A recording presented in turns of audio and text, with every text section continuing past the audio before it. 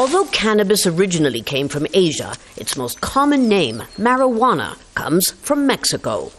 It means intoxicating plant. So intoxicating and popular that it accounts for at least 1/3 of Mexico's illegal drug trade. A highly lucrative contraband that helps feed this country's violent drug cartels. But now the U.S. states of Colorado and Washington have voted to legalize the recreational use of marijuana, potentially dealing a more powerful blow to the cartels than any army, without even firing a shot. They're not running. By making it possible to legally produce cheaper and higher quality marijuana at home, the law is expected to cut the cartel's profits by $1.4 billion in the state of Washington alone. This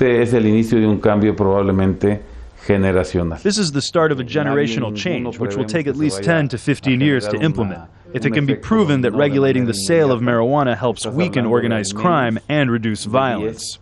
A study by the Mexican Institute for Competitiveness, which put out the report, calls it a, quote, structural blow to drug trafficking in Mexico.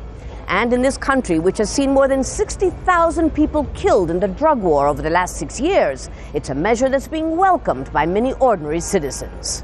In the long term, it will reduce the level of violence here because it will force drug traffickers to change and become legal.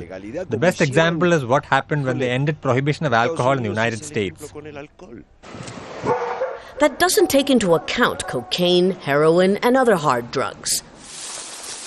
Nevertheless, those who argue that it's time to rethink the strategy for combating the illegal narcotics trade believe the legalization of marijuana in these two American states is a significant first step towards dealing a death blow to Mexico's deadly drug cartels. Lucia Newman, Al Jazeera, Mexico City.